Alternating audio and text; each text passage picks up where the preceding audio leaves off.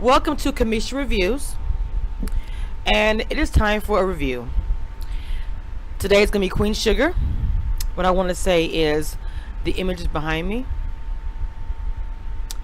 Some of the images may be triggering to some. I want to go ahead and let you guys know that because we're going to be speaking about some serious stuff of Queen Sugar. For a lot of us bloggers, it does bring it out of us that we're going to be talking about Black Lives Matter, things of the pandemic, just life itself, just heartwarming situations. For me, I am from Louisiana, and of course I live in Texas, but that's my roots. So obviously the show always means something to me. Okay, let's go ahead and get started.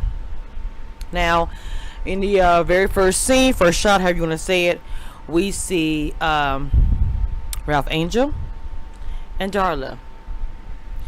Ralph Angel announced, Darla announced to Ralph Angel that she was expecting their baby. Of course, we know that, little man's off to school doing his thing, and they are expanding their family.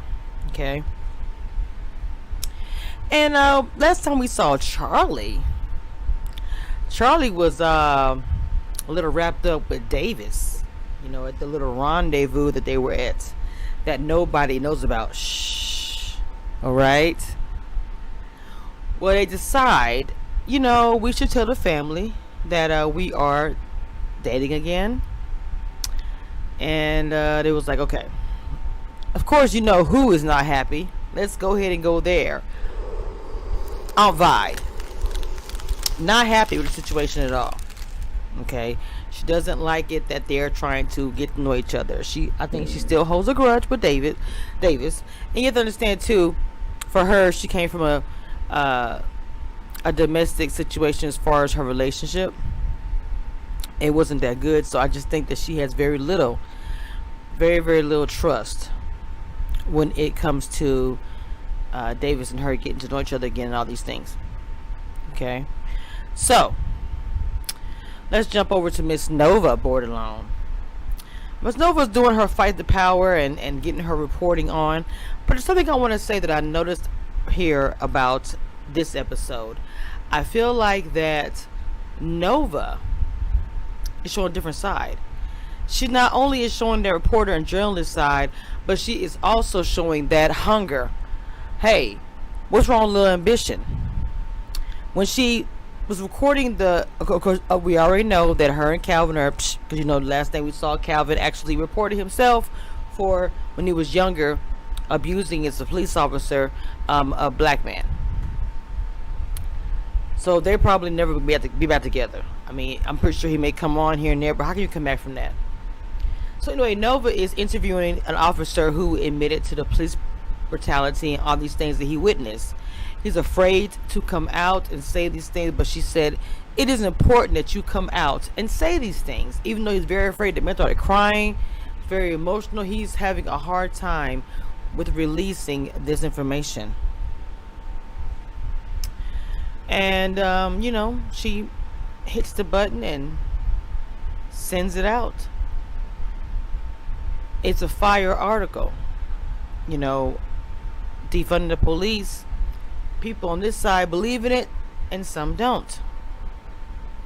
Now right now she's trying to do a vaccination drive, getting people from the town to come in to be vaccinated. Okay, let's talk about before we get into the drive, let's talk about Micah. Micah is in school. I think it's his second year.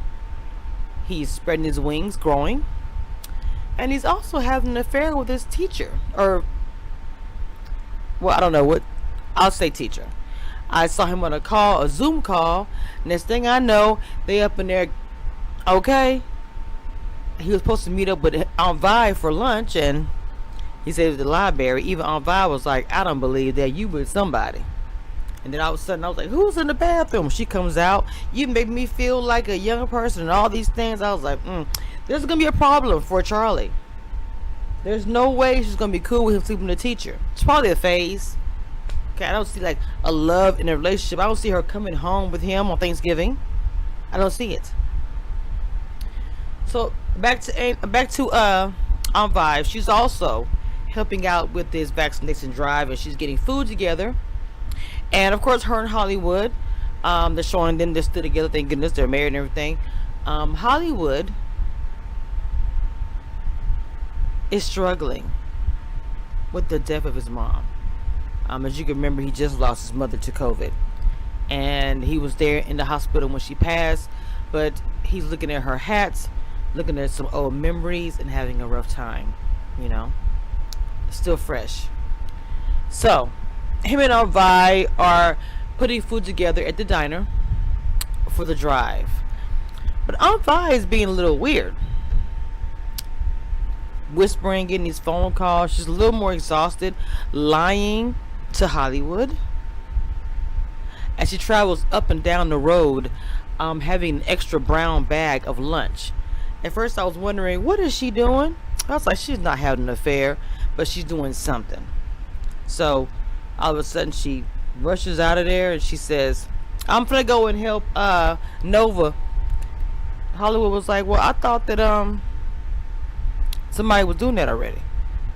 She was like, well, I'm just, I'm helping out, more hands on it, it's okay. So she rushes out of there, and you see her at this Motel 6 or something. She takes the brown bag out of her car, puts it in front of the door, and runs away. Now we're sitting back wondering, who is this brown lunch for? Whoever it is, somebody that probably needs it, who is struggling, or doesn't have anything, or just starting out, or whatever. I don't know.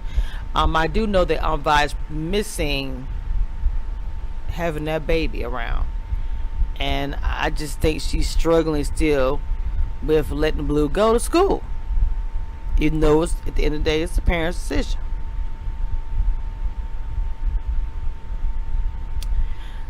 So Ralph Angel is struggling. He's in the truck, on the phone with bill collectors. The bill collectors have no compassion, like none. He's talking to them saying, look, I need an extension on my farm. They said, you got 30 days or we're taking your daddy's land, pretty much. He keeps on saying the harvest this year, the harvest is going to recover. He's depending on a harvest. So he's, what my mama say, borrowing from Peter to pay Paul. If I'm saying that incorrectly, somebody correct me in the comments. Okay. Ooh. I don't use the sponge. I like to use that. But anyway, that's another video for another time. I think I got like hair for the tissue on my nose. Anyway, I'm sorry. So he's trying to pay for this land, but he's straight struggling right now. So he has a baby on the way on top of everything else. And his daughter's not working. He's not working. There's no income coming in. He's going to the fast cash, a loan or whatever, trying to borrow money. When we went to go borrow money again, the guy was like, weren't you just here?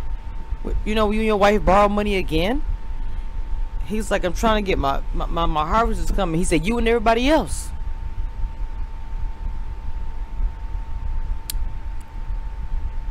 So he borrowed the money just to get a crib that Darla wanted. But Darla doesn't know how bad it really is, which is very bad right now. Oh my goodness.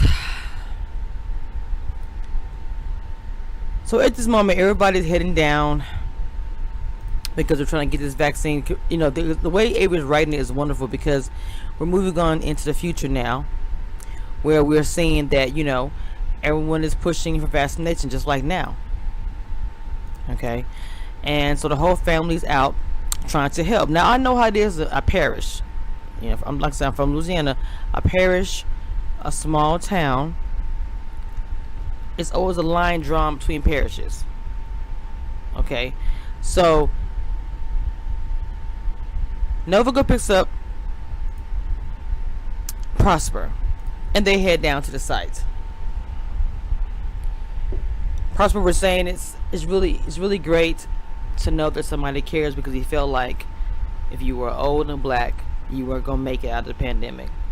especially in the beginning. So to get down there, and Prosper's like, well, wait a minute, I thought it was just for our parish. They look up, and there are cars coming from everywhere. And when I say that other towns will hear something and go to other towns to receive whatever it is, most of the time you have to be a resident of the area to get it, to receive it. And most of the time you're on the list, if you register online or whatever it is, but you are a resident of the town. So in this case, I swear Nova is so nice, because I've been so different. So in this case, Nova and Prosper are there, and they see all the cars, and they're just like, look, we're just going to go ahead and go with the drive. They start getting the shots out, things are going good. They started noticing that it was a lot of Confederate flags on trucks. They started noticing a lot of people who are not of color or not a resident of the town. You can take it bad if you want to, but it's a small Louisiana town, so the people they were seeing there, they knew weren't residents. And some of them, you can tell, hated people of color. They were just there to get a shot. They didn't care if they were taken from people in that town. It was trash. Okay, so they're trying to give out shots, and they're realizing that they're running. They only had like, I think, 50 more shots left over. So Nova gets everybody together. She's like, look, I don't have enough shots for all these people, and some of these people are not even residents for our parish. So we're going to start turning them away if they're not a resident, and give the rest of the shots to the people who are, because their people, of their town, were all on the outside in the end, and the people who weren't even part of the parish were all in the front of the line. Like, I should just get it because I'm here. Like, no. Like I said, she's being very nice. She was being very, very nice. All people start coming out of the car, like the lady right here. Hey, I've been waiting here for a long time. I got here this morning. I need to get my shot. The question goes, oh, are you a resident of the town? Do you have your ID? Do you have something you feel like you're not on my list here? Well, I left it at home. I don't. So one man got upset. This is one of the Confederate flag on his truck. Comes in, steals vials from the table. I'm saying to myself, first of all, there should be security there. For something like this, people are greedy and selfish. Do you think they care for taking a vaccine from a elderly black woman in the town who barely can probably get there? So people start getting loud and acting crazy. Nova, nice again, calls the police, a sheriff down there. There was a black lady standing there, and then there was the white woman standing there talking to Prosper. And they were, giving the shot to the woman that was a resident. She was like, oh yes, I know you. I've been living here my whole life. You're a resident here. And so then she was like, wait a minute, you're giving her a shot and I've been here for a long time and all these things? She said, she's a resident here. Are you a resident here? I don't care. You're doing this for reverse racism because she's black. No, you assume you should get it because you're white privilege. And that elderly black woman shouldn't get it because you were in front of her. The rules state you have to be a resident. She let it slide for a long time while she was there, which I wouldn't have done that at all. I'll make sure that people of that town would have got it. And then, not to be funny, if I would have had some left over, I would have had no problem.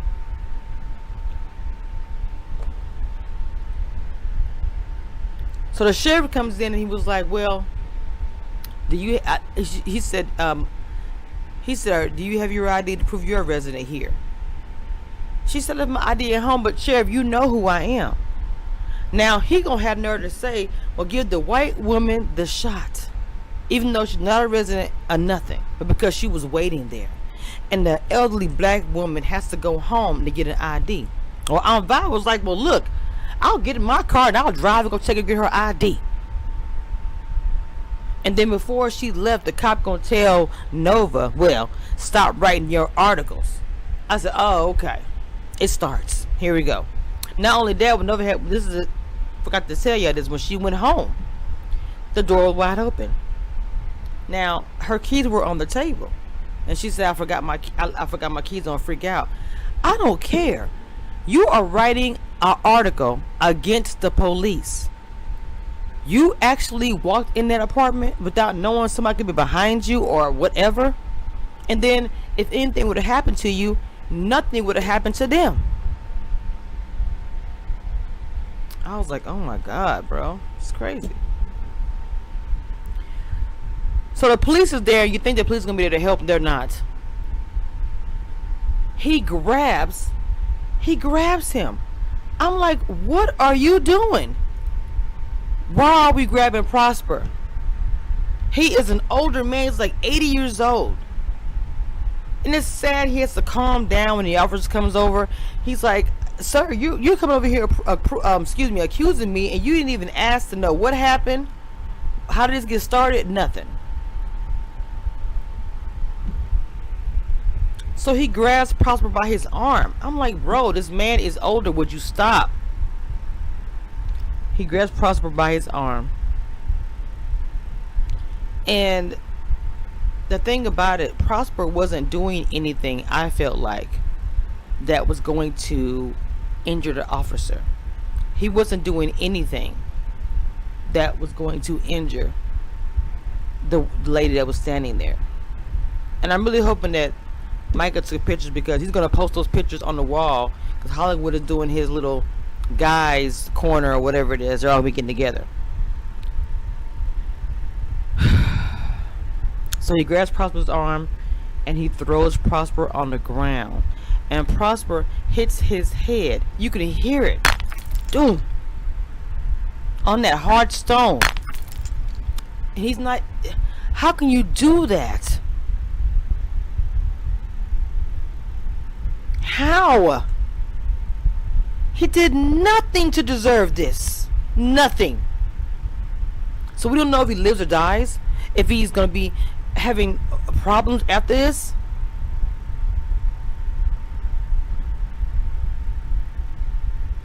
She's gonna blame herself because of the article. For one, she's gonna blame herself because of the article. She is. At that point, I'll turn everybody away. Everybody leave. If you're not a resident, leave. Go. It's my drive. Everybody out. I'm not giving any more shots unless you're black and you're part of this parish. I swear. All them cars. And all them cars, none of them people are part of the parish. The other parish is all the way in the back. That's sad.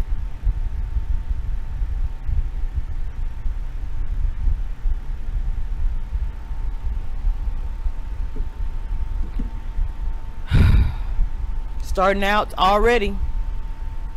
Not that great. Okay.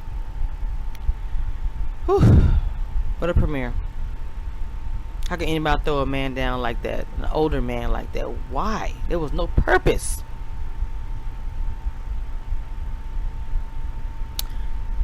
So anyway, guys, this was a review of Queen Sugar. And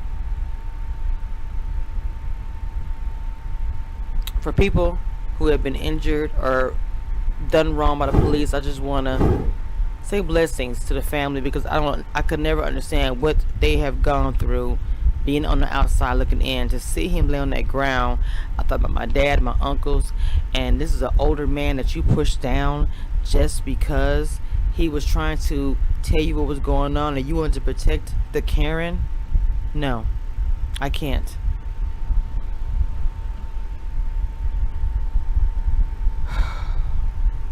So if anybody is triggered by this, you have to understand this kind of stuff, the conversations that we need to have about these topics needs to happen, because it's still happening. No matter what's happened the past 2 years, this stuff is still going on. You still got to feel uncomfortable, like this is the 1960s. If a police officer talks to you, should you be bowing down, or should you be saying some things a certain type of way because you don't want to, make them mad and get yourself caught up and all these things? It should never be like that. Till next time, guys.